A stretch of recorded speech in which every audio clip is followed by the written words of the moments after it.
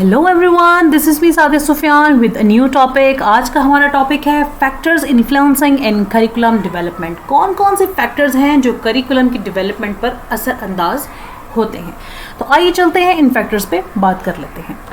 सबसे पहले हम देखेंगे कि फैक्टर्स कौन कौन से हैं।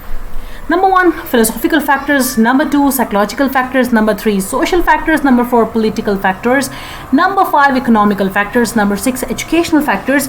Number 7, technological factors. And number 8, gender factors. Students, इस लेक्चर की मदद से अपने लिए नोट्स भी प्रिपेयर कर सकते हैं। तो आइए चलते हैं, इन फैक्टर्स पर वन बाय वन बात कर लेते हैं ताकि इनका मतलब इजीली समझ में आ जाए। सबसे पहले तो हम बात करेंगे जी फिलोसॉफिकल फैक्टर्स पर। फिलोसॉफिकल फैक्टर्स बहुत ज़्यादा अहमियत के हामिल हैं। बुनियादी अकायद तालीमी फ़लसफ़े से ही पैदा होते हैं।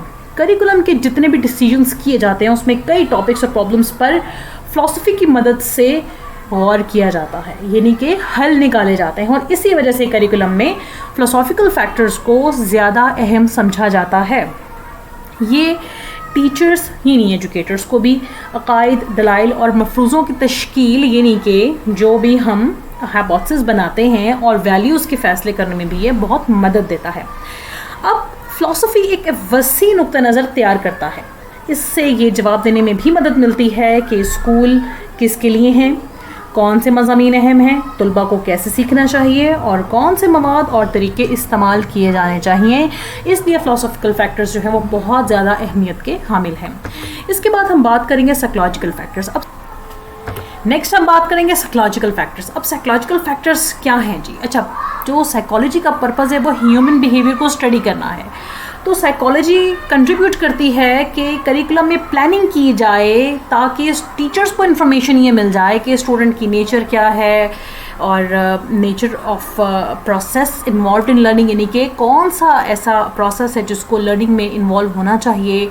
मोटिवेशन यानी कि मोटिवेशनल लेवल को इन्हेंस कैसे करना है, पर्सनालिटी क्या है लर्नर्स की, इंडिविजुअल डिफरेंसेस क्या हैं स्टूडेंट्स के, कैसे उनको हम लोगों ने लेकर चलना है, वैल्यूज़ ऑफ टीचिंग मेथड्स क्या हैं, इनकी जो टीचिंग मेथड्स इतने सारे बने हुए हैं उनकी वैल्यूज़ क्या हैं, और टीचिंग इफेक्टिवनेस की टीचिंग कितनी इफेक्टिव होनी चाहिए। ये हैं जी साइकोलॉजिकल फैक्टर्स। ये करिकुलम पर इस तरह से असरअंदाज होते हैं कि अगर इन साइकोलॉजिकल फैक्टर्स के बारे में बात नहीं होगी तो करिकुलम कभी भी सक्सेसफुल नहीं होगा। ऑब्वियसली टीचर्स के लिए बड़ी ज़रूरी है ये सारी की सारी इन्फॉर्मेशन होना कि स्टूडेंट की नेचर क्या है, लर्निंग प्रोसेस की नेचर क्या है, स्टूडेंट का हमने मोरल कैसे हमने उसको देखना है, उसको इन्हांस करना है, मोटिवेशन, कॉन्फिडेंस, पर्सनालिटी को कैसे डेवलप करना है, इंडिविजुअल डिफरेंसेस कौन कौन से हैं, कैसे इसको लेवल किया जाए, कैसे इनके साथ काम किया जाए ताकि स्टूडेंट्स के साथ जो टीचिंग प्रोसेस है वो इफेक्टिव हो सके, टीचिंग मेथड्स कौन कौन से हैं, कैसे कैसे इन पर वर्किंग की जा सकेगी। तो इस तरह से साइकोलॉजिकल फैक्टर्स करिकुलम पर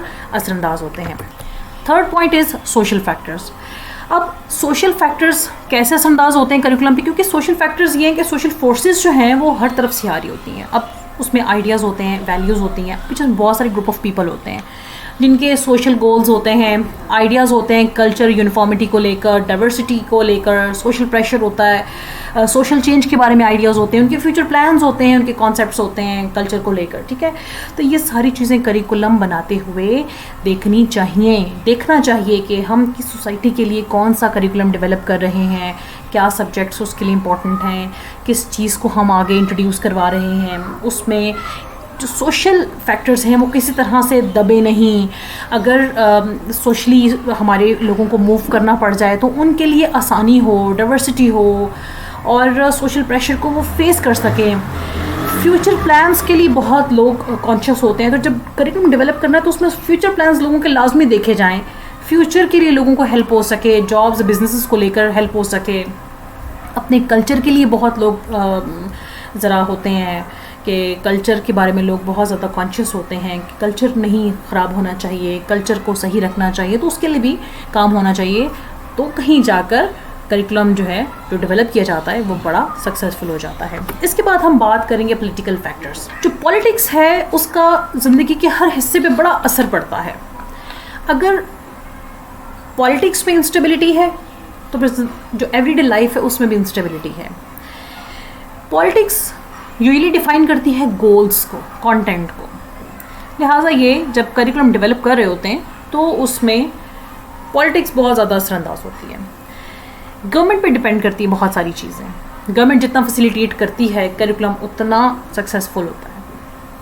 अब गवर्नमेंट को चाहिए कि वो प्रमोट करे नेशनलिज्म को, पैट्रियटिज्म को और आइडियोलॉजीज़ को। उससे रिलेटेड ऑब्वियसली फिर सब्जेक्ट्स आने चाहिए, सब्जेक्ट्स में जो कम से कम टॉपिक्स आएँ ताकि इन चीज़ों में बात हो सके। गवर्नमेंट की पॉलिसीज़ पर बात होनी चाहिए और फिर ये चीज़ें करिकुलम डेवलपमेंट करते हुए उसके अंदर एड इन होनी चाहिए ताकि लर्नर्स को, स्टूडेंट्स को या जो हमारी जो सोसाइटी के लोग हैं उन तक पहुँचे कि हमारा नेशनलिज्म क्या है, हमारी आइडियोलॉजीज़ क्या हैं, हमारी मुल्क की पॉलिसीज़ क्या हैं, इनके बारे में बात होनी चाहिए। अब इसमें ये भी उन्होंने डायरेक्ट करना है कि मीडियम ऑफ इंस्ट्रक्शन क्या होना चाहिए हमारी स्टेट में। जब मीडियम ऑफ इंस्ट्रक्शन होगा मतलब अकॉर्डिंग टू पीपल होना चाहिए ना कि हमारे लोग कौन सी ज़ुबान को समझते हैं, हमारे मुल्क में कौन सी ज़ुबान बोली जाती है, हमें आगे कौन सी ज़ुबान अपने लोगों के लिए रखनी है कि वो मतलब ऑफिशियली काम कर सकें। तो मीडियम ऑफ इंस्ट्रक्शन भी गवर्नमेंट चूज़ करती है। नेचर ऑफ सिलेबस क्या होना चाहिए, काइंड ऑफ टेक्स्ट बुक क्या होनी चाहिए, तो इस तरह की चीज़ें हमारी गवर्नमेंट ही चूज़ करती है। तो ये सारी की सारी चीज़ें जो हैं वो करिकुलम डेवलप करते हुए लाजमी देखना चाहिए ताकि ये पॉजिटिवली असरअंदाज हों ना कि negatively. Fifth factor is economical factor.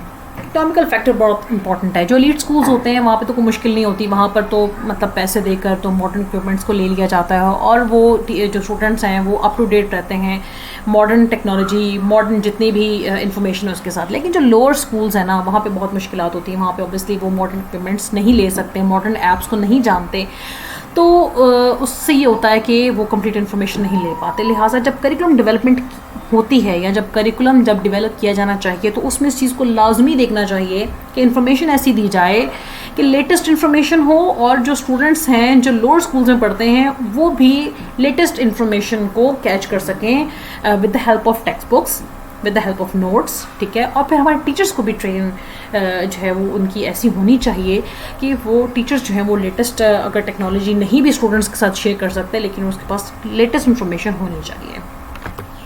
इसके बाद हम अगले पॉइंट पे बात करेंगे जी एजुकेशनल फैक्टर पे। Next factor is educational factor.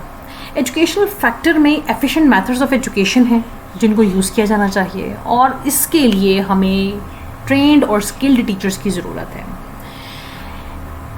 Education का जो है ना ग्राफ दिन ब दिन हाई हो रहा है और उसके लिए हमें डिफरेंट मेथड्स जो हैं वो टीचिंग के वो इस्तेमाल करने पड़ते हैं। एक टीचर के पास अल्टरनेट होना चाहिए कि अगर उसके पास एक क्लास में 40 बच्चा है तो जाहिर बात उन सबकी मेंटालिटी जैसी तो नहीं है ना, लेकिन उसने पढ़ाना एक ही टॉपिक है सबको। तो टीचर को इतना हमें ट्रेन टीचर चाहिए कि वो उन 40 के 40 स्टूडेंट्स को वो एक जो टॉपिक है वो इस तरह से समझा दे कि वो सारे बच्चों को जो मुख्तलिफ माइंड्स के, जो मुख्तलिफ जहनों के बच्चे हैं उन तक वो पहुंच जाए। तो उसके लिए हमें एक एफिशिएंट टीचर चाहिए और टीचर को एफिशिएंट मेथड इस्तेमाल करना है, तो उसके लिए यहाँ पे ट्रेंड और स्किल्ड टीचर्स की ज़रूरत है।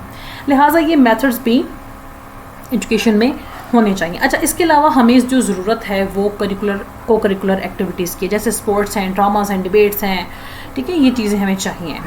Integral part of the curriculum, इनका करिकुलम में होना बहुत ज़रूरी है। जब करिकुलम डेवलप होता है तो उस टाइम इन चीज़ों को लाजमी मेंशन किया जाना चाहिए।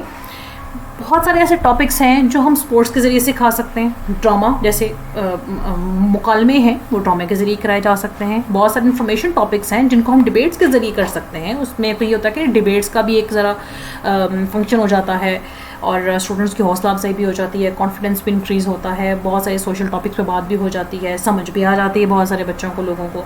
तो इस तरह की जो को करिकुलर एक्टिविटीज़ हैं वो लाजमी मेंशन होनी चाहिए करिकुलम को डेवलप करते हुए, ताकि हमारे जो एजुकेशनल फैक्टर्स हैं वो किसी भी तरह से नुकसान ना उठाएं। Seventh factor is technological factor.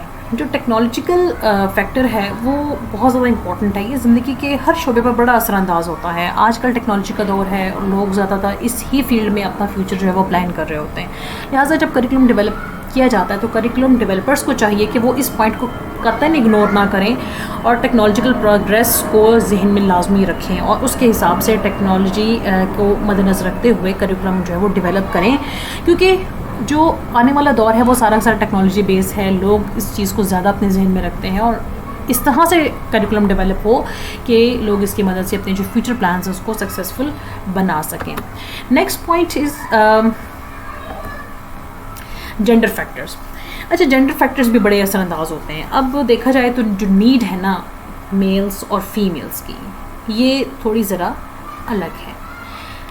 Society का बड़ा प्रेशर होता है कि जी ख़वातीन के लिए ये होगा फील्ड और जेंट्स के लिए ये फील्ड है, लेकिन अब आजकल ज़रा थोड़ा सा प्रोग्रेस बढ़ रही है, इंक्रीज़ हो रही है, लेकिन फिर भी कहीं किसी हद तक जेंडर फैक्टर आता है।